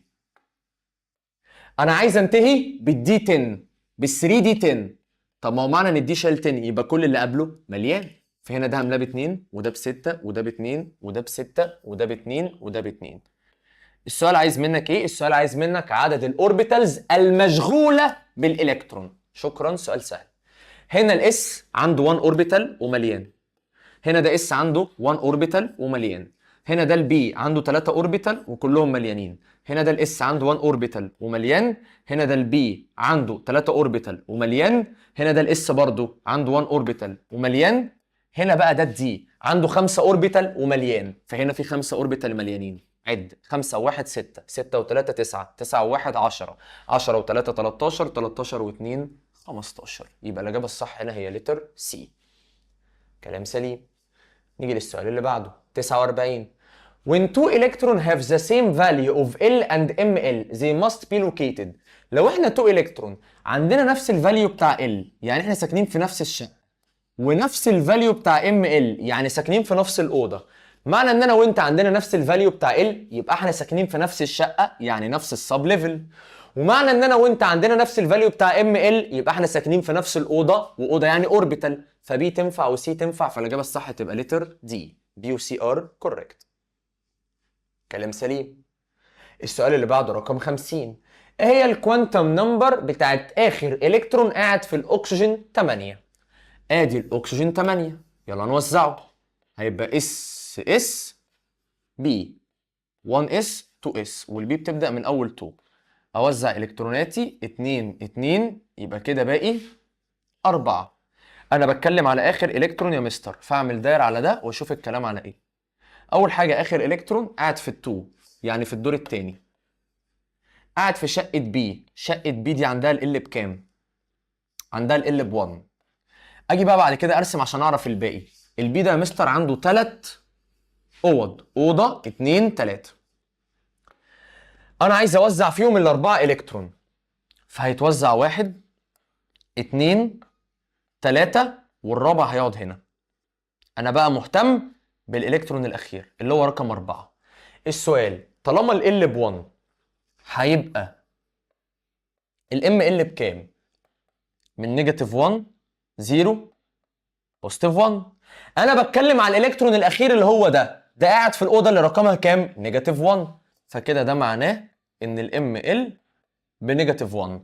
طب الالكترون ده قاعد باصص لتحت، فده معناه ان الام اس بنيجاتيف هاف.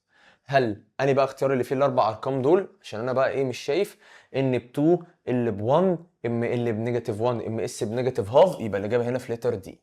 تمام كده يا شباب؟ تمام. نيجي للسؤال اللي بعده رقم 51. The correct electronic configuration التوزيع الصح للايرون according to the principal energy level is. ما شاء الله، ده عايزني اوزع الايرون بطريقه الانرجي ليفل. هعملها ازاي؟ صعبه. هقول لك انا تعملها ازاي. هات الايرون عادي اللي رقمه 26، وزعه بالطريقه اللي انت بتحبها اللي هي الاس اس العاديه. اس اس بس وهيقف عند الدي. الاس بتبدا من 1 2 3 4 والبي بتبدا من اول 2 بعد كده 3 والدي من اول 3. حلو حلو. انا عايز اوزع ال 26 فيبقى 2 2 6 2 6 2 6. ولو مش مصدقني عد 2 و2 4 4 و6 10 10 و2 12 12 و6 18 18 و2 20 20 و6 26. يبقى انا كده وزعت صح. ايوه يا امير، بس الطريقه اللي انت موزع بيها دي اسمها طريقه السب ليفل، هو عايز طريقه الانرجي ليفل. تعالى من السب ليفل اقول لك ازاي تجيب طريقه الانرجي ليفل. الدور الاول فيه كام الكترون؟ 2. يبقى الدور الاول اللي هو الكي شايل 2 الكترون. الدور الثاني اللي هو ال شايل كام؟ ادي الدور التاني شايل مره 2 والدور التاني شايل مره 6، يبقى الدور التاني توتال شايل كام؟ 8. الدور التالت اللي هو ام شايل كام الكترون؟ ادي الدور التالت مره شايل 2 ومره شايل 6 ومره شايل 6. 6 و6 12، 12 و2 14. الله عليك يا مستر، ده انت جبتها بطريقه جامده قوي. ايه رايك في الطريقه دي؟ يعني الدور التالت بعرفه من السب ليفل. انا عندي كام سب ليفل فيهم رقم 3؟ 3. واحد شايل 2، واحد شايل 6، واحد شايل 6، فقلت 6 و6 12 و2 14. شكرا. الدور الرابع اللي هو الان، فوقك من الاسامي اللي فوق لو انت ناسيها، كي ال ام ان دي. الدور الرابع مفيش غير واحده بس اللي فيها رقم 4 شايله كام؟ 2. يبقى الدور الرابع شايل 2. يبقى التوزيعه 2 8 14 2. 2 8 14 2. اختيار دي. شكرا، فهمتك يا مستر. تمام. نيجي للسؤال اللي بعده رقم 52. Which of the following represent the correct configuration of AS33 power negative 3؟ عايز اعلمك حاجه. انا لما بكون باور رقم بوزيتيف ده معناها ان انا خسران الكترونز. طب معنى ان انا باور رقم نيجاتيف ده معناه ان انا كسبان الكترون. فانت لو باور بوزيتيف خسران الكترون، وانا بخسر الاول من ال4 اس بعدها ال3 دي. اما لو انا باور رقم نيجاتيف يبقى انا كسبان الكترون. طب الماده دي عندها 33 الكترون وهي باور نيجاتيف 3، فده معناها ان هي كسبانه 3 على 33، فده معناه ان الماده دي كده رقمها هيبقى 36. فبدل ما اوزع على 33 وازود، لا انا اوزع على طول على 36. فعايز اختار اختيار من دول يكون فيه 36 الكترون. لو جيت بصيت هتلاقي ان الاختيار الصح هو لتر سي. عندك الارجون ب 18 والاس شايل 2 يبقى 20 والدي شايل 10 يبقى 30 والبي شايله 6 يبقى 36 زي ما انا عايز. يبقى اختيار سي هو اللي صح. كلام سليم. نيجي للسؤال اللي وراه رقم 53. Which of the following quantum number، أي من هذه الكوانتم نمبر بيعبر عن إلكترون عندها highest energy؟ يا ريت تكتب عند كلمة highest energy. highest energy هي لما أجي أقول high value of n plus l. معنى إن أنت الانرجي بتاعتك عالية يبقى أنت عندك ال n plus l هم كمان عاليين. معنى ان الانرجي بتاعتك عاليه يبقى انت عندك ال n بلس ال هم كمان عاليين. فالانرجي بتعتمد على فاليو ال n زائد فاليو ال l. فاول اختيار ال n ب4 وال l ب1، يعني الانرجي هنا ب5.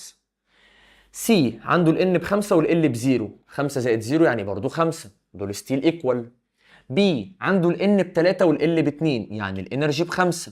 ده كده A و B و C قد بعض. اما بقى دي الاجابه الصح، عنده ال N ب4 وال L ب2، يعني الانرجي ب6. فاعلى انرجي هي اللي في اختيار دي. ليه؟ لان هي عندها اعلى فاليو من ال N بلس ال L.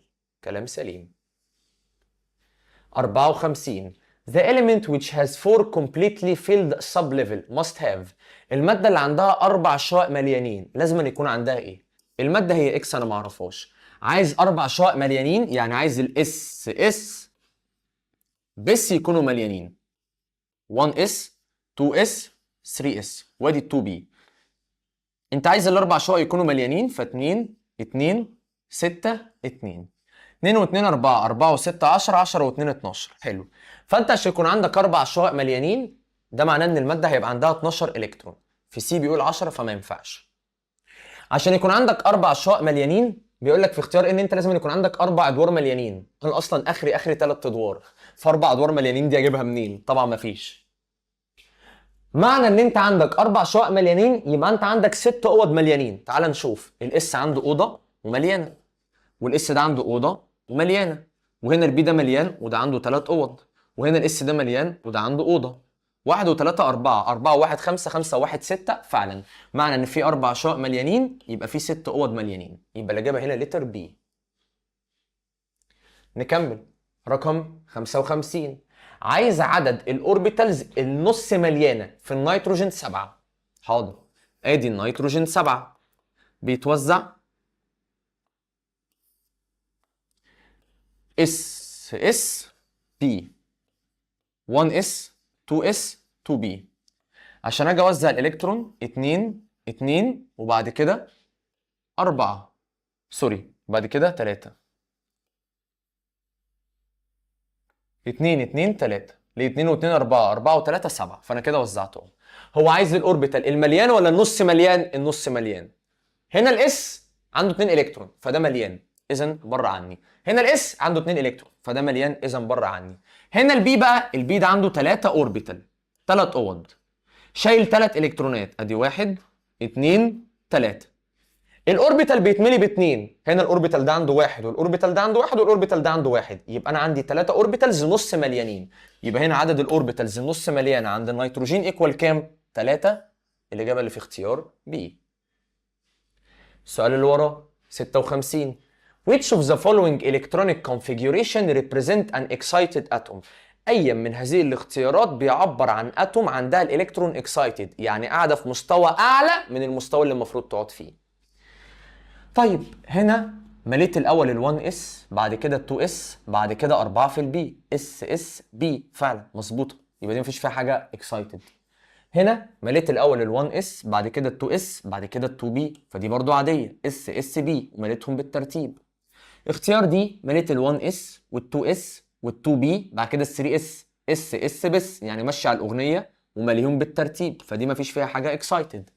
هنا بقى انا مليت ال1 اس وال2 اس وال2 بي وال3 اس، هتلاقي ان هي اس اس بس ماشيه على الاغنيه، بس في خازوق، ال1 اس اتملى وال2 اس اتملى. بص كده على ال2 بي هتلاقيه ما اتملاش، لان البي بتملي بكام؟ 6. هو هنا شايل 5 بس، والسادس بدل ما يقعد في ال2 بي اللي المفروض يقعد فيها راح قعد في ال3 اس، فده معناه ان الالكترون السادس قاعد في مستوى اعلى من اللي المفروض يقعد فيه. اذا الالكترون الاخير في البي سب ليفل ده اكسايتد، قاعد في مستوى اعلى من المستوى اللي المفروض يقعد فيه، تبقى الاجابه هنا هي لتر سي، ده الوحيد اللي اكسايتد. السؤال اللي بعده 57. مين هي الماده اللي عندها اخر الكترون عنده الكوانتم نمبر اللي قدامك دي؟ طيب مبدئيا كده ال N ب3 يبقى هو في الدور الثالث، ال L ب2 يبقى هو في شقه دي. نيجي بقى لل ML بوزيتيف 2، تعالى لي شقه دي عندها 5 اوض، اوضه 2 3 4 5. ال ML بتاعتها بتاعت دي من نيجاتيف 2 لبوزيتيف 2 وما بينهم، فهو قايل لي بقى ان الالكترون بتاعي ده قاعد في البوزيتيف 2، يعني قاعد في اخر اوضه، والام اس بوزيتيف هاف يعني باصص لفوق. معنى ان هو قاعد في اخر اوضه وباصص لفوق، يبقى كل اللي قبله برضه باصين لفوق، فده معناه ان الدي شايله كام الكترون؟ 5. مين بيجي قبل الدي؟ 4 اس وبيشيل كام؟ 2. واللي بيجي قبل ال4 اس هو مين؟ الارجون، وده بيشيل 18. ف 18 و2 20، 20 و5 25. الاجابه اللي في لتر دي. تمام كده؟ تمام. السؤال اللي بعده 58. The following configuration doesn't agree with the building up principle. مين من هذه الاختيارات ما بتتفقش مع البيلدينج اب برنسبل؟ يعني ما بتتفقش مع الاغنيه، يعني ما بتتفقش مع فكره الاس اس بس بس والجو ده. هتلاقي هنا دي اس اس بس بس دب، دي يعني تمام، دي ماشيه مع الاغنيه مش هختارها. دي اس اس بس بس، فدي برضو تمام ماشيه مع الاغنيه. دي بقى اس اس بس بد، هل هي بد ولا بس؟ بس، فالمفروض ان دي غلط. نشوف.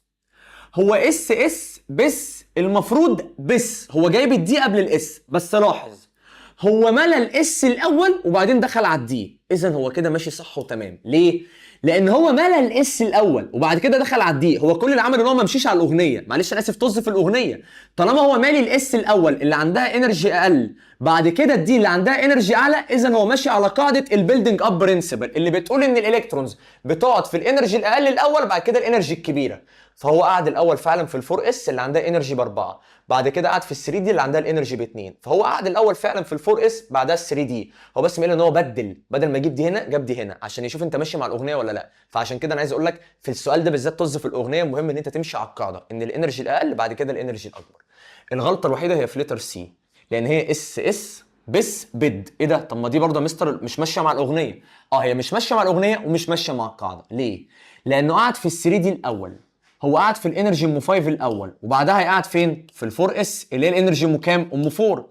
هل ينفع قعد في الانرجي الكبيره الاول بعد كده القليله؟ لا طبعا، المفروض قعد في القليله الاول بعدين الكبيره، فهو عامل العكس. اذا اختيار سي ده اختيار سي اختيار غلط. رقم 59 بيقول لسعادتك the excited electron of hydrogen atom may have the following quantum number. سؤال لذيذ جدا. عايز يتكلم عن الالكترون بتاعه الهيدروجين اللي هو لا مؤاخذه اصلا كل اللي عنده الكترونه ساكنه في الدور الاول. هو الهيدروجين ده كل اللي عنده الكترونه ساكنه في الدور الاول، فمعنى ان هو بيتكلم عليها وهي excited يبقى اكيد ساكنه في دور اعلى من الدور الاول. اختيار دي بيقول لك ال N ب6 وال L ب4. مع احترامي ليك مفيش حاجه اسمها اصلا ال L ب4، ال L عندي كان اخرها ب3. شكرا. B ال N ب2 وال L ب2. ممكن اسال سؤال؟ L ب2 ده يعني شقه دي، والدور الثاني اصلا كل اللي فيه شقتين هم S و B، فشقه دي مش موجوده في الدور الثاني، اذا ده غلط. A بيقول لك ال N ب1 وال L ب0 يعني 1S، يعني قاعده في الدور الاول. طب ما لا مؤاخذه ده الدور اللي هي اصلا ساكنه فيه اوريدي، هي الالكترون بتاعه الهيدروجين اوريدي من غير ما تكون اكسايتد ساكنه في الدور الاول، فده ما ينفعش. انا عايز دور اعلى من الدور الاساسي الاول اللي هي ساكنه فيه، فالاجابه اللي تنفع اختيار سي، ان هي تبقى في الدور الخامس. في الدور الخامس ده معناه ان هي اكسايتد، قاعده في دور اعلى من دورها. والال ب 3 ال ب 3 يعني هي قاعده في شقه اف، وانا فعلا عندي 5 اف. انا فعلا شقه اف بتبقى موجوده في الدور الخامس، لان الدور الخامس ده بيبقى فيه كل انواع الشقق من ضمنهم شقه اف. كلام سليم. رقم 60 The following sequence is incorrect according to Aufbau principle. مين من هذه الاختيارات غلط بالنسبة لأوفباو؟ يا جماعة هنا الاختيار الغلط هو اختيار ايه؟ يا جماعة الترتيب بالنسبة لأوفباو ان الالكترون بيقعد في الانرجي الاقل الاول بعدها الانرجي الكبيرة. تاني، الالكترون بيقعد في الانرجي الاقل الاول بعدها الانرجي الكبيرة، والانرجي دي بعرفها عن طريق القانون اللي بيقول N بلس L. فلو خدت بالك 4S الN ب4 والL ب0، فهنا الانرجي ب4. هنا الN ب3 والدي عندها ال ب2، فهنا الانرجي ب5. هل الانرجي 4 اكبر من الانرجي 5؟ لا طبعا، المفروض تبقى اقل. كده دي كانت اجابه السؤال رقم 60، ورقم 60 كانت اجابته ايه. نكمل مع بعض ونشوف باقي الاسئله بتقول ايه. طيب، حلينا على الكوانتم نمبر وحلينا على اراء العلماء اللي هم اول درسين. فاضل كده حته جراف صغيره العبك بيها في الاسئله، ودي اخر جزئيه. بيقول لك which of the following is correct، اي من هذه الاختيارات صح في التعبير عن الالكترون اللي قاعده في ال1s، اللي قاعده فين؟ في ال1s هنا. اكيد الاختيار الصح شارح نفسه، سي، ان الالكترون اللي قاعده في ال1s اقرب للنيوكليوس من الالكترون اللي قاعده فين؟ في ال2s، ما ال1 اقرب للنيوكليوس من ال2. تمام. 62 ايه هي الجريتست probability، اكبر نسبه لتواجد ال3s الكترون؟ ال3s الكترون هنا في المنطقه دي كلها، اكبر نسبه للتواجد بتاعتها هنا ما بين الكام والكام؟ معلش اسف هي مش واضحه لكم، هي ما بين ال600 وال800، باينه عندكم في الجراف في الملزمه بتاعتكم، ما بين ال600 وال800. تمام. اهي بصوا، اكبر نسبه ما بين ال600 وال800. السؤال اللي بعده 63 بيقول لي سعادتك at the distance 300، عند مسافة 300 it is possible to find. عند مسافة 300 يعني هنا لو جيت طلعت هتلاقي ان اكبر نسبة هي نسبة ال2s الكترون، فعند مسافة 300 اكبر نسبة هي نسبة ال2s الكترون اللي هي اختيار B. السؤال اللي بعده 64 بيقول لي سعادتك which of the following is incorrect، اي من هذه الاختيارات غلط في التعبير عن الكترون around the nucleus. طبعا الاختيار الغلط هنا يا شباب هو لتر دي. ليه؟ بيقول لك نسبة تواجد الالكترون حوالين النيوكليوس تقريبا زيرو. غلط يا جماعة، الالكترون اصلا بيقعد حوالين النيوكليوس في انرجي ليفلز، تمام كده، او في اوربيتالز. فهو بيقول لك ان نسبة تواجد الالكترون حوالين الالكترون زيرو، يبقى اذا دي معلومة غلط. تمام. 65 the figure represent، الشكل ده بيعبر عن ايه؟ طيب الشكل ده يا شباب شكل السفير، شكل الكورة، والسفير دي كانت شكل السب ليفل بتاع اس من وجهه نظر الويف ميكانيكال ثيوري. يبقى الاجابه هنا هيدروجين اتوم. بص يا شباب، زي ما انت عارف ان الهيدروجين ما عندوش الا 1 الكترون، وال1 الكترون دي بتبقى قاعده في ال1 اس، والاس ده كان سب ليفل شكله عامل زي السفير. واللي قال الكلام ده شرودنجر في الويف ميكانيكال ثيوري، هو اللي شرح لنا الكلام ده كله. فدي شكل الاتوم من وجهه نظر الويف ميكانيكال ثيوري. طب الويف ميكانيكال ثيوري بتاعت ماده مين بالظبط؟ هيدروجين. اشمعنى؟ عشان هي شكلها سفير، والسفير دي بتعبر عن الاس، والاس دي مش موجوده غير في الهيدروجين. الاكسجين ده بينتهي بالبي، ودي بتبقى شبه الدمبل او الكمثرتين، فاكرين اللي بيتقابلوا ات بوينت 0. ده بالنسبه لي اجابه السؤال ده. طيب نكمل مع بعض. رقم 66. Which of the following is incorrect؟ أي من هذه الاختيارات غلط في التعبير عن فكرة شرودنجر about the electron. أي من هذه الاختيارات غلط في التعبير عن فكرة شرودنجر about the electron. الإجابة هنا letter B. شرودنجر ما قالش إن الإلكترون بتقعد عند مسارات معينة اسمها energy level، لا. شرودنجر قال إن الإلكترونز بتقعد في مناطق اسمها الإلكترون كلاود. فبي دي غلط. هو بيقول لك ديفينيت اوربت، لا هي مش ديفينيت اوربيتال. هو اللي قال ديفينيت اوربيتال ده بور هو اللي قال ان الالكترون قاعد عند النقطه كذا في الاوربيتال، عند النقطه كذا في الاوربيتال. لكن شرودنجر قال لك ان هو بيبقى قاعد في منطقه مش في حته محدده اسمها اوربت، دي منطقه. طيب سؤال رقم 67. The atomic model in the middle figure belongs to. الشكل ده الاتوميك موديل ده بيهدف الى مين؟ مين اللي شبه النيوكليوس بالشمس والالكترونز بالبلانيتس اللي بتلف حواليها؟ كان عمك رازرفورد. رازرفورد هو اللي عمل الرسمه دي، كان بيشبه النيوكليوس في النص بالشمس والالكترونز بتلف حواليها عامله زي البلانيتس. السؤال اللي بعده. According to the last atomic model، بالنسبه لاخر نظريه عن الاتوم، البوزيتيف تشارج بتبقى موجوده فين؟ زي ما انت عارف ان البوزيتيف تشارج رازرفورد قال ان هي بتبقى متركزه جوه النيوكليوس، والدليل ان الريز وهي معديه حصل لها ريفراكشن، يعني ديفييشن، حصل لها انحراف. فالدليل على ان البوزيتيف تشارج الدليل على ان الريز حصل لها انحراف ده معناه ان جوه النيوكليوس في بوزيتيف تشارج متركزه. فالاجابه الصح هنا تبقى لتر دي.